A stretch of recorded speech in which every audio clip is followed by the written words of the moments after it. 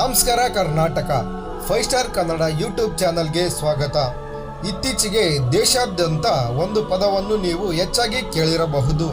ಅದುವೇ E20 petrol ಬಂಕ್ಗೆ ಹೋದಾಗ E20 ಎಂಬ ಬೋರ್ಡ್ ಕಾಣುತ್ತಿದೆ.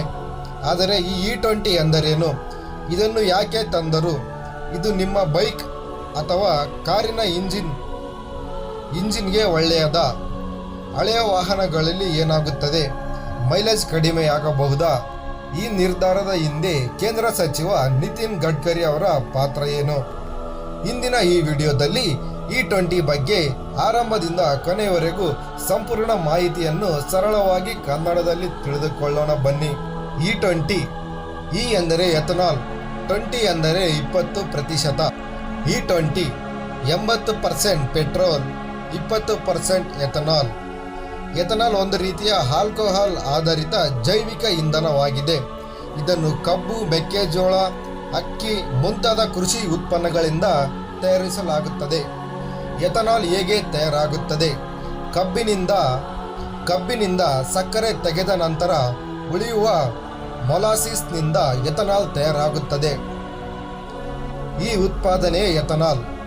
ಎಥನಾಲ್ನಲ್ಲಿ 2 ಪ್ರಕ್ರಿಯೆ ಇದೆ, ಫರ್ಮೆಂಟೇಷನ್ ಮತ್ತು ಶುದ್ಧೀಕರಣ ಎಂಬ 2 ಪ್ರಮುಖ ಹಂತಗಳಿವೆ. ಈ ರೀತಿ ತಯಾರಾಗುವ ಎಥನಾಲ್ ಅನ್ನು ಪೆಟ್ರೋಲ್ಗೆ ಮಿಶ್ರಣ ಮಾಡಲಾಗುತ್ತದೆ. ಭಾರತ ಏಕೆ E20 ತಂದಿತು? ಭಾರತ ತನ್ನ ತೈಲದ ಬಹುಪಾಲನ್ನು ವಿದೇಶಗಳಿಂದ ಆಮದು ಮಾಡಿಕೊಳ್ಳುತ್ತದೆ. ಇದರಿಂದ ಸಾವಿರಾರು ಕೋಟಿ ಬೇರೆ ದೇಶಕ್ಕೆ ಹೋಗುತ್ತದೆ. ಅದರಿಂದ ನಮ್ಮ ದೇಶದ ಆರ್ಥಿಕತೆಗೆ ತುಂಬ ಸಮಸ್ಯೆಯಾಗುತ್ತದೆ. ಇಂಧನದ ಬೆಲೆ ಏರಿಳಿತ. ಭಾರತವು ಬೇರೆ ದೇಶಗಳಿಂದ ಇಂಧನ ಖರೀದಿ ಮಾಡುವುದರಿಂದ ನಮ್ಮ ದೇಶದಲ್ಲಿ ಹೆಚ್ಚಿನ ಬೆಲೆಗೆ ಮಾರಲಾಗುತ್ತದೆ. ಇದರಿಂದ ಭಾರತದ ಸಾರ್ವಜನಿಕ ಜನರಿಗೆ ತುಂಬ ತೊಂದರೆಯಾಗುತ್ತಿದೆ. ಪೆಟ್ರೋಲ್ ಬೆಲೆಯಲ್ಲಿ ದಿನದಿಂದ ದಿನಕ್ಕೆ ಏರಿಕೆಯಾಗುತ್ತಿದೆ. ಇದರಿಂದ ಜನಸಾಮಾನ್ಯರು ಸರ್ಕಾರದ ಮೇಲೆ ಆರೋಪ ಮಾಡುತ್ತಿದ್ದಾರೆ. ಇದರಿಂದ ಸರ್ಕಾರವು E20 ಜಾರಿಗೊಳಿಸಿದೆ. ಕೇಂದ್ರ ರಸ್ತೆ ಸಾರಿಗೆ ಸಚಿವ ನಿತಿನ್ ಗಡ್ಕರಿ ಹಲವು ಬಾರಿ E20 ಬಳಕೆಯನ್ನು ಉತ್ತೇಜಿಸಿ ಮಾತನಾಡಿದ್ದಾರೆ. ಅವರ ಪ್ರಕಾರ E20 ಬಳಸುವುದರಿಂದ ರೈತರಿಗೆ ಲಾಭವಾಗುತ್ತದೆ. ರೈತರಿಂದ ಬೆಳೆ ಖರೀದಿಸಿ ಅದರಿಂದ ಎಥನಾಲ್ ತೆಗೆದು ಪೆಟ್ರೋಲ್ನಲ್ಲಿ ಬಳಕೆ ಮಾಡಿದರೆ ನಮ್ಮ ದೇಶದ ಆರ್ಥಿಕತೆ ಹೆಚ್ಚಾಗುತ್ತದೆ ಎಂದು ನಿತಿನ್ ಗಡ್ಕರಿ ತಿಳಿಸಿದ್ದಾರೆ. ದೇಶಕ್ಕೆ ವಿದೇಶಿ ವಿನಿಮಯ ಉಳಿತಾಯ. ಪರಿಸರ ಸಂರಕ್ಷಣೆ. E20 ಬಳಸುವುದರಿಂದ ಪರಿಸರ ಮಾಲಿನ್ಯಕ್ಕೆ ತೊಂದರೆಯನ್ನು ಕಡಿಮೆ ಮಾಡಬಹುದಾಗಿದೆ. E20ನ ಲಾಭಗಳು: ವಾಯು ಮಾಲಿನ್ಯ ಕಡಿಮೆಯಾಗುತ್ತದೆ. E20 ಎಥನಾಲ್ನಿಂದ ಕಾರ್ಬನ್ ಹೊರಸೂರುವಿಕೆ ಕಡಿಮೆಯಾಗುತ್ತದೆ. ಅದು ಪರಿಸರಕ್ಕೆ ಹಾನಿಯಾಗುವ ಕಾರ್ಬನ್ ಸೋರಿಕೆ ಕಡಿಮೆಯಾಗುತ್ತದೆ.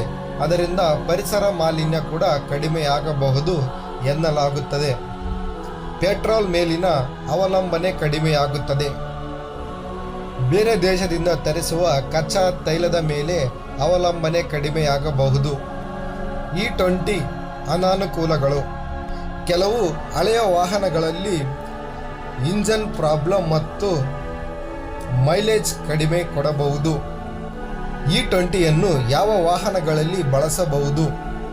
2023-24ರ ನಂತರ ಬಿಡುಗಡೆಯಾದ ಅನೇಕ ಹೊಸ ಬೈಕ್ ಮತ್ತು ಕಾರುಗಳಲ್ಲಿ E20 ಕಂಫರ್ಟಬಲ್ ಆಗಿದೆ. Maruti, Hyundai, Tata, hero, TVS, Bajaj ಸೇರಿದಂತೆ ಹಲವು ಕಂಪನಿಗಳು E20 ಹೊಂದಾಣಿಕೆಯಾಗುವ ವಾಹನಗಳನ್ನು ಇತ್ತೀಚೆಗೆ ಬಿಡುಗಡೆಯಾಗಿದೆ. ಅಂಥ ವಾಹನಗಳಲ್ಲಿ E20 ಬಳಸುವುದರಿಂದ ಇಂಜಿನ್ಗೆ ಯಾವುದೇ ತೊಂದರೆಯಾಗುವುದಿಲ್ಲ. ಕಾರು ಅಥವಾ ಬೈಕ್ ಖರೀದಿಸುವ ಮುನ್ನ ಅದು E20ಗೆ ಸರಿಯಾಗಿದೆ ಎಂದು ತಿಳಿದುಕೊಂಡು ಖರೀದಿ ಮಾಡಬೇಕಾಗಿದೆ.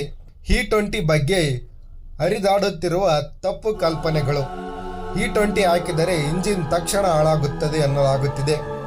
E20 ಭಾರತದಲ್ಲಿ ಈಗ ಸರಿಯಾಗಿ ಮಾರ್ಗದರ್ಶನ ಇಲ್ಲದೆ ಹಳೆಯ ವಾಹನಗಳಲ್ಲಿ ಬಳಸಿದರೆ ಅದು ಇಂಜಿನ್ಗೆ ತೊಂದರೆಯಾಗುತ್ತದೆ. ಈಗ ಬರುತ್ತಿರುವ ಹೊಸ ವಾಹನಗಳಲ್ಲಿ E20 ಬಳಸುವುದರಿಂದ ಯಾವುದೇ ತೊಂದರೆ ಇಲ್ಲ ಎಂದು ಕೇಂದ್ರ ಸರ್ಕಾರ ತಿಳಿಸಿದೆ. ಸರಿಯಾದ ವಾಹನದಲ್ಲಿ ಯಾವುದೇ ತೊಂದರೆ ಆಗುವುದಿಲ್ಲ. E20 ಪೆಟ್ರೋಲ್ ಭಾರತದಲ್ಲಿ ಸ್ವಚ್ಛ ಇಂಧನದತ್ತ ಒಂದು ದೊಡ್ಡ ಹೆಜ್ಜೆ. ಇದು ಪರಿಸರ ಮತ್ತು ರೈತರಿಗೆ ದೇಶದ ಆರ್ಥಿಕತೆಯಲ್ಲಿ ಸಹಾಯವಾಗುವ ಉದ್ದೇಶದೊಂದಿಗೆ. ಆದರೆ ನಿಮ್ಮ ವಾಹನ E20 ಯೊಂದಿಗೆ ಹೊಂದಾಣಿಕೆಯಾಗದಿದ್ದರೆ ಅದು ನಿಮ್ಮ ವಾಹನವನ್ನು E20 ಪೆಟ್ರೋಲ್ ಭಾರತದಲ್ಲಿ ಸ್ವಚ್ಛ ಇಂಧನದತ್ತ ಒಂದು ದೊಡ್ಡ ಹೆಜ್ಜೆಯಾಗಿದೆ. ಇದು ಸರಿಯಾದ ಪರಿಸರ, ರೈತರು ಮತ್ತು ದೇಶದ ಆರ್ಥಿಕತೆಗೆ ಸಹಾಯವಾಗುವ ಉದ್ದೇಶ ಹೊಂದಿದೆ. ಆದರೆ ನಿಮ್ಮ ವಾಹನ E20ಗೆ ಹೊಂದಾಣಿಕೆಯಾಗಿದೆ ಎಂಬುದನ್ನು ಖಚಿತಪಡಿಸಿಕೊಂಡು ಬಳಸುವುದು ಅತ್ಯಂತ ಮುಖ್ಯವಾಗಿದೆ. ನಿಮ್ಮ ವಾಹನದಲ್ಲಿ E20 ಬಳಸಿದ್ದೀರಾ? ನಿಮ್ಮ ಅನುಭವವನ್ನು ಕಮೆಂಟ್ ಬಾಕ್ಸ್ನಲ್ಲಿ ತಿಳಿಸಿ. ಈ ವಿಡಿಯೋ ಇಷ್ಟವಾದರೆ ಲೈಕ್ ಮಾಡಿ, ಶೇರ್ ಮಾಡಿ. 5 ಸ್ಟಾರ್ ಕನ್ನಡ ಯೂಟ್ಯೂಬ್ ಚಾನಲ್ಗೆ ಸಬ್ಸ್ಕ್ರೈಬ್ ಮಾಡಿ. ಧನ್ಯವಾದಗಳು.